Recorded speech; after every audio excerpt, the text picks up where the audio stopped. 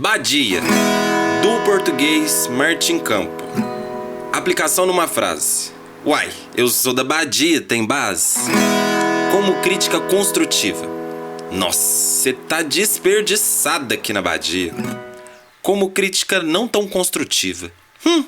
Esses trens só acontecem na Badia mesmo. Ibitira.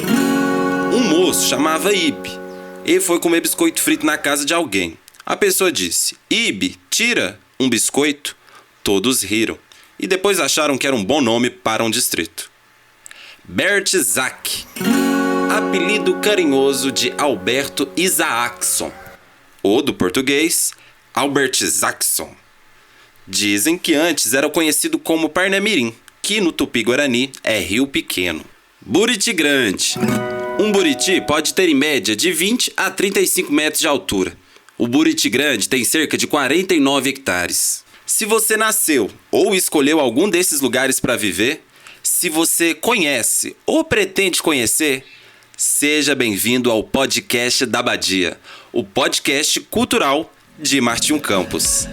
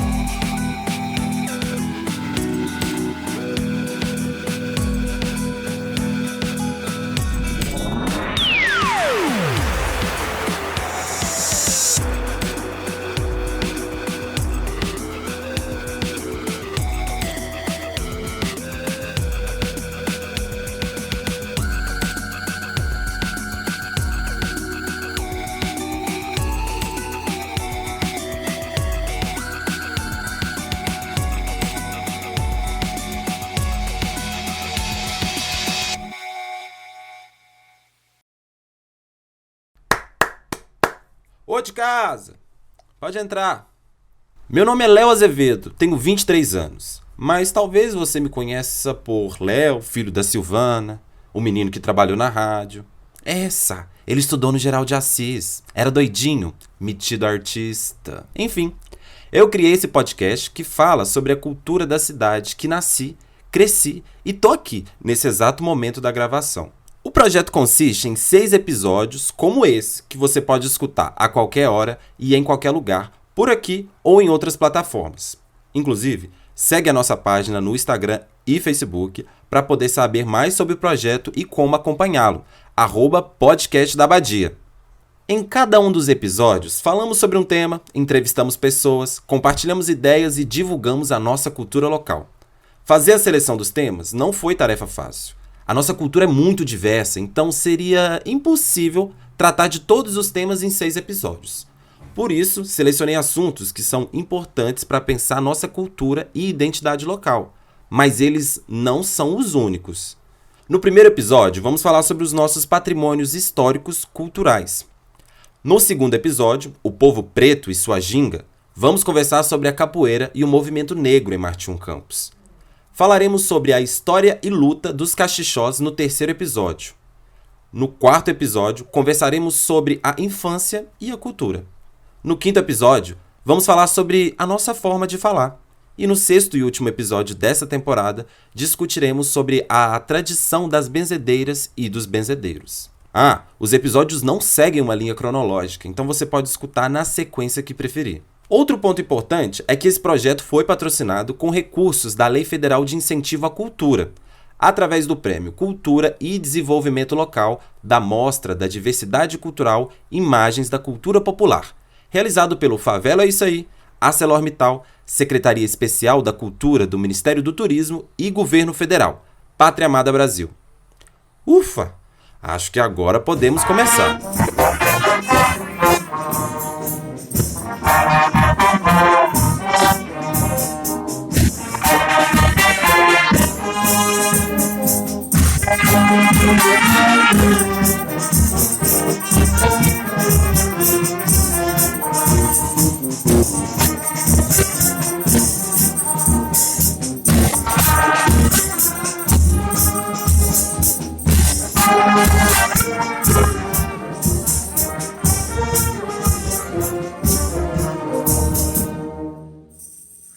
Bom, nesse momento são 6 horas e 1 minutinho. Hoje é um sábado, é dia de Nossa Senhora da Abadia. Isso que vocês escutaram é a banda Santa Cecília. Esse é um dos motivos porque eu acho que essa cidade é muito importante para mim. Cultura. Uma palavra usada em diferentes contextos e por isso pode confundir às vezes. Quem aí nunca escutou? Ah, esse povo daqui não tem cultura. Ou, ai, tá precisando é trazer cultura para esse povo. Essas frases para mim são engraçadas, porque elas apresentam a cultura como se fosse algo fora dos seres humanos e das suas comunidades. É como se alguém pudesse esquecer onde nasceu, como cresceu, os costumes que aprendeu, enfim, as coisas que experimentou ao longo da vida. É que às vezes a gente usa a palavra cultura como quase sinônimo de educação, bons modos, etiqueta, e o termo é muito mais abrangente do que isso. Aqui nesse podcast, utilizamos a palavra cultura para poder dizer sobre um conjunto de tradições, crenças e costumes de um povo ou território. Essa é uma definição simples, mas nos serve muito bem para poder pensar os temas que vamos discutir aqui. É preciso dizer que cultura, nesse sentido em que utilizamos, é algo vivo e por isso se modifica com o tempo, vai se adaptando, mas sempre mantendo sua essência. Ela não é única, pelo contrário, a sua beleza está na variedade e na capacidade de ser coletiva e individual ao mesmo tempo. Como assim? Bom, eu explico. Pensa nesse costume, avisar na igreja. Aqui em Martim Campos, seja na sede ou seja nos distritos, Albert Zaxo, Ibitira e Buriti Grande, se mantém um costume de anunciar os falecimentos e outros avisos pelo alto-falante da igreja. Embora a prática seja a mesma, dar recado pelo alto-falante, será que as músicas que antecedem esse aviso são as mesmas em todos os lugares? E se pensarmos em outras cidades que ainda mantêm essa prática, será que a música é a mesma? E a forma de falar? Também? Eu acho que não. Mas isso não faz com que algum lugar seja mais tradicional que outro, ou que tenha mais cultura que o outro. O costume só está inserido em uma outra realidade, um outro contexto, uma outra comunidade. E imagina isso em Martim Campos, um município composto por uma sede, vários distritos, várias comunidades. Então é claro que os costumes que alguém aprendeu vivendo no distrito tal são diferentes dos que aprendeu uma pessoa que nasceu na sede do município. Mas todos eles compartilham uma experiência coletiva, muito similar, afinal são partes de um grande território. Nesse sentido, é interessante pensar que a cultura de Martim Campos é muito diversa e por isso é tão importante que comecemos a nos preocupar em divulgá-la e protegê-la. Mas como podemos fazer isso? Bem, antes de mais nada, é preciso saber o que já foi feito nesse sentido, de proteção e divulgação da nossa cultura local. Por isso, eu conversei com César Maurício. Ele, juntamente com Clarice Libânio, são idealizadores da ONG Favela é Isso Aí, responsável por ações culturais na região centro-oeste, em outras partes do estado e em Belo Horizonte. Você confere agora a nossa entrevista com César Maurício, mas antes eu vou deixar ele se apresentar para vocês. Opa, olá, Léo. Primeiramente, eu queria agradecer a oportunidade, de participar junto com você desse podcast. Para mim é uma novidade, eu nunca tinha feito isso. E eu fico muito feliz porque são coisas que a gente gosta de fazer e de falar e de pensar sobre elas, Eu gosto demais de estar aqui nesse momento falando para todo mundo. Falando um pouco do Favela é Isso Aí, o Favela é Isso Aí é uma ONG que surgiu em 2004 para 2005, logo depois do lançamento do livro Guia Cultural das Vilas e Favelas aqui de Belo Horizonte, que a Clarice Libânio, na época, coordenou a pesquisa. Foi uma ação pessoal, digamos assim, dela, e a gente juntou os nossos saberes, assim, não sei se importa muito, mas eu e ela somos casados e também temos essa parceria, de trabalho e de pesquisa. Então, eu como artista plástico e Clarice como antropóloga, isso lá em 2003, a gente achou que podia participar e deveria participar com algumas coisas que a gente sabe fazer na sociedade, de uma forma geral. Então, disso aí surgiu o Guia Cultural das Vilas e Favelas de BH, onde a gente entrevistou quase que censitariamente, porque a gente entrou em todos os lugares, e a metodologia de pesquisa foi bem interessante também, trabalhando com as pessoas do lugar, levantando o que tinha e o que tem, né, de arte e cultura e negócio dentro dessa área mesmo, né, dentro desses lugares preconceituosamente distanciados, assim. Não vamos nem entrar nessa questão. Mas foi assim que o Favela surgiu. Como a gente tem costume de dizer, né, o Favela, né, a ONG. Né? Bom, enfim, dá para saber melhor, em vez de ficar me ouvindo, www.favelaissoaí.com.br. Eu acho que é isso, sobre o Favela. Bom, e ação aqui na região, né? Não só em Belo Horizonte, na região metropolitana, né? Dentro das favelas de Belo Horizonte, mas também um pensamento sobre uma periferia que está vinculada a esse interior, né? Assim, a Martim Campos, a outras regiões do estado e do país, né? E aí eu queria saber, assim, mais específica na atuação do Favela, isso aí na nossa região e, claro, em Martim Campos. Por exemplo, essa coisa da periferia, né? Tem muito, às vezes, tem gente, né, que acha que isso é uma forma de desvalorização, né? Eu acho que o Favela cumpre e tenta cumprir exatamente esse papel. Esses lugares, eles são periferia porque são afastados de um centro, e aí pode ser um centro comercial, né? Ou, por exemplo, uma cidade que é muito grande, ou também um centro cultural, né? Às vezes. Então, são várias periferias, assim, eu penso. E aí, cara, essa atuação do Favela, é isso aí, na região do Centro-Oeste, especificamente aí em Martim Campos, para a gente é um prazer enorme, porque a Clarice já vinha fazendo um trabalho junto à Celor, né, de pesquisa, de levantamento aí na região, que é exatamente esse um pouco o papel do Favela, como eu tinha dito, né? A gente começou com a pesquisa, né? Com os levantamentos dos territórios, dos lugares, o que tinha e tal. Acho que é assim que é assim que tem que ser feito, para que as coisas não sejam impostas de cima para baixo, né? A gente tem que saber, acho que todos nós, para entrarmos em algum lugar, temos que saber aonde que a gente está entrando, e tem que respeitar profundamente, né? Tudo que existe nesse lugar, porque forasteiros somos nós, né? Na verdade. E aí é isso.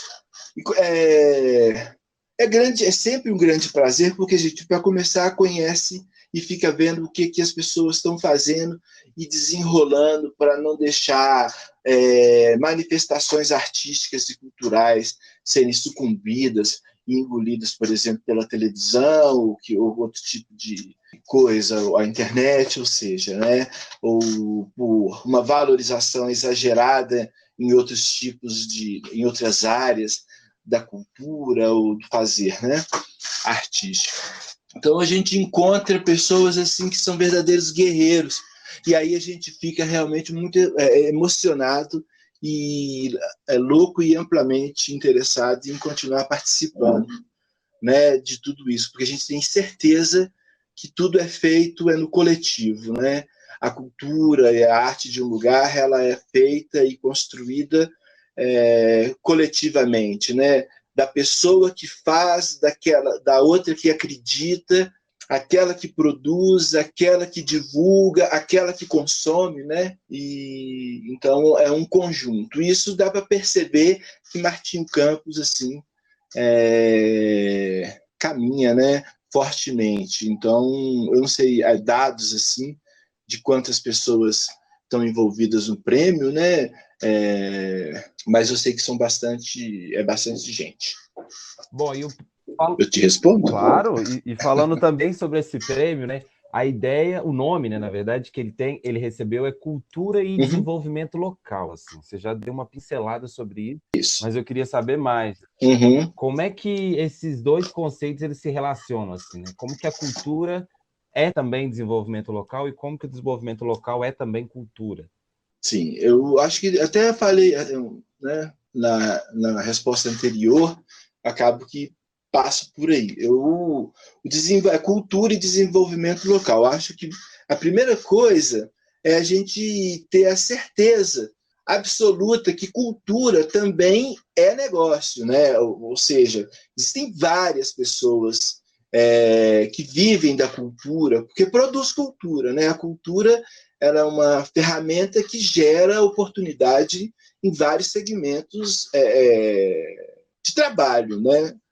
Você precisa, como eu disse, né? O fazer artístico e a cultura tem o produtor, obviamente tem aquele que produz, né? Aquele que produz a arte, a cultura, aquele que é artista, né? Aquele que se apresenta, aquele que produz objetos, ou seja, o artesão, né?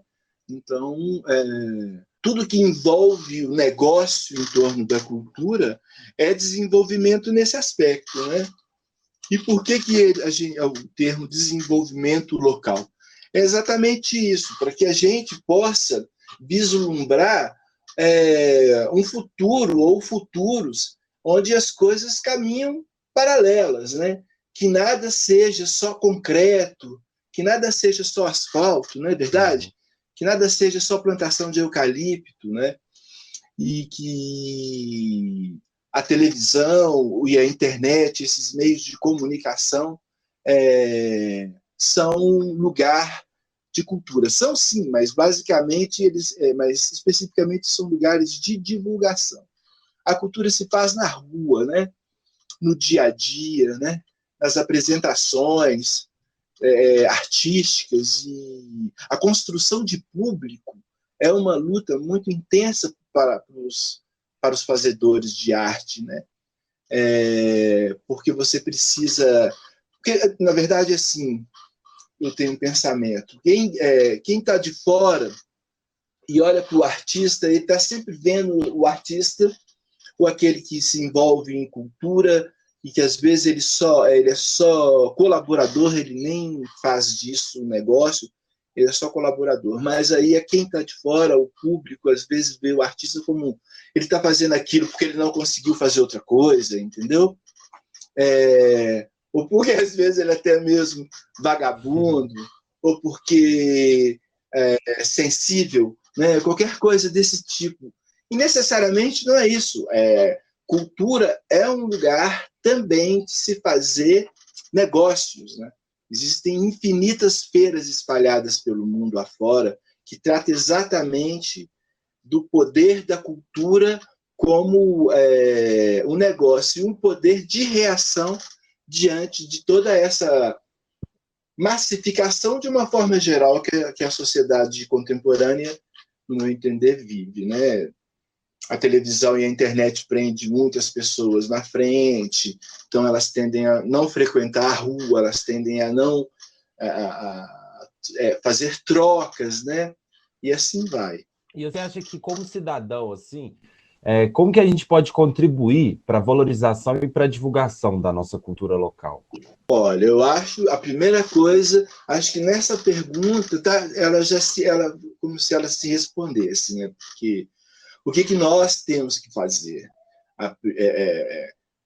Não sei se é primeiro ou segundo, mas nós precisamos de fazer. De perceber que todas as pessoas de um lugar, elas fazem parte da cultura desse lugar, né? Ou seja, todos estão envolvidos. Por mais que a pessoa não saia de casa, por mais que ela tenha preconceito e ache que aquilo não, que cultura é quem faz cultura, ou quem é artista é aquela pessoa que sai do seu lugar e vai para a televisão, né, se apresentar na TV, ou vai para uma outra cidade e vai ter que ser reconhecido fora do seu lugar para depois voltar para a sua cidade e ser reconhecido, né? Eu acho que nós, temos que, primeiramente, valorizar o que é feito da nossa região, do nosso lugar, porque nós fazemos parte exatamente desse lugar, né? E, então, somos fazedores de cultura, por exemplo, né? Falando aí de Martinho Campos. Então, todas as pessoas que vivem e moram em Martinho Campos estão envolvidas de uma forma ou de outra, querendo ou não, diretamente ou não diretamente, na cultura. Então, valorizar os seus artistas. Isso não significa desvalorizar os outros, né, os de fora. É valorizar os seus artistas, acompanhar os seus artistas. Então, toda vez que tiver evento, que tiver show, que tiver apresentação, que as pessoas participem fervorosamente, deem para os artistas do lugar essa oportunidade, né, de vislumbrar um futuro, de poder participar e de contribuir, uma série de coisas continua existindo, né? Eu acho que é isso. Eu acho que nós, cidadãos, temos que fazer assim, participar do que acontece de arte e cultura na sua cidade. E, bom, para a gente finalizar, o nome desse episódio é Quanto Vale Nossas Histórias? E, na sua opinião, como que a gente pode medir esse valor? Assim? Quanto vale a nossa história para você?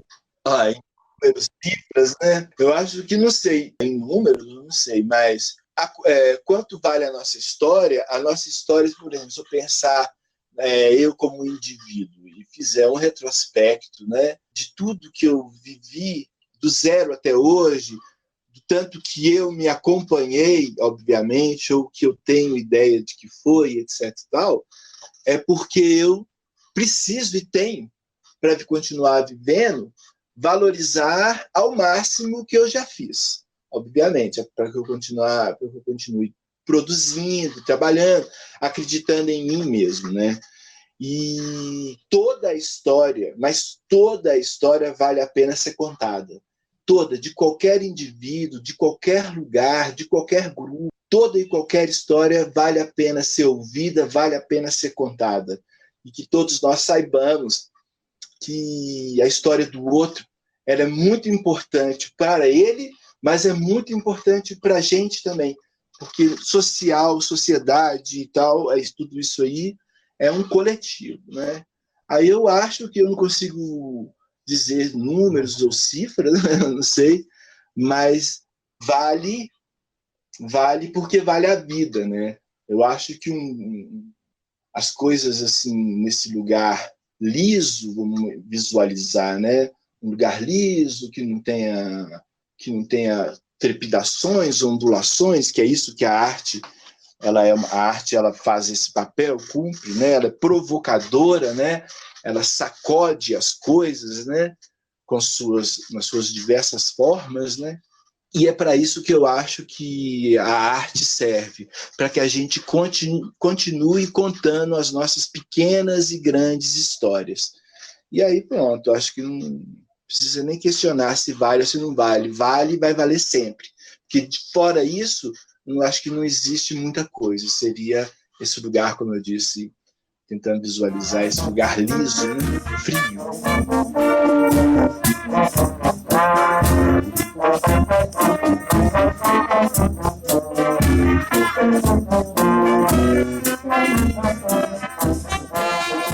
Para que a gente continue pensando sobre a importância da valorização da nossa história e cultura, convidei Guilherme Oliveira, que é um artista da nossa terra e estudante de teatro na UFMG, para compartilhar um de seus poemas escritos a respeito da cidade. Você confere agora o poema Casa, interpretado e escrito por Guilherme Oliveira. Casa, Guilherme Oliveira. Efêmero encanto, deslumbre momentâneo, epifania da metáfora quando se trata da casa. Imprescindível, plausível amor pelo lar. Saudade de onde o céu encontra o singular. Cria abadia, Martim do Campo apropriou. O que é nosso aqui está, o que é nosso aqui ficou. Espatódia, lobeira. Cuidado para não se machucar. Espinho afiado, até brinquedo se transformar. Lendas, relíquias, pessoas esquecidas, mitos e vidas tratadas como saci-pererês. Epicentro enorme, pessoas 1000, sem pressa pulam de galho em galho trocando o alpiste que não serviu. Aqui amém, a rima se fez prece, torcendo para chegar ao além, pedindo para Deus o amor a quem não tem. Todos conhecem as leis do município. Domingo, na casa da avó, almoço. Segunda, a conversa sem princípio. Ciclo, vida. Tudo se envolve em fim. Filho cria asas, mas não quer dizer que isso seja o fim. Memória, outrora, volta e lembra a vontade de ficar. Pisar no chão de terra e se conectar, apenas volto à vontade do meu lar. Espero que você tenha gostado do nosso primeiro episódio. E se gostou, indica para os seus amigos. Se não gostou, indica para os seus inimigos. Antes de terminar, tenho 2 recadinhos. Queria agradecer imensamente a toda a equipe que me acompanhou e construiu esse podcast. Sério, até chegar nesse resultado, eu atormentei a vida de muitos amigos, pedindo suas opiniões e dicas. Então, muito obrigado. De modo especial, quero agradecer também a equipe que trabalhou comigo durante todo esse processo. O podcast da Abadia tem produção de Raquel de Medeiros, direção de áudio de Laila Policarpo, que fez também nossa vinheta e os efeitos sonoros desse episódio. A arte deste e de todos os outros episódios é de Tatiana Lima, uma artista visual de Martim Campos e que eu recomendo que você conheça. E por último, eu proponho um desafio cultural para você que nos ouviu, como forma de continuarmos conversando sobre a cultura local. Eu queria saber de você, quanto vale a nossa história? Responde lá nas nossas páginas, nas redes sociais e vamos continuar essa prosa. Até um próximo episódio, muito obrigado e tchau, tchau!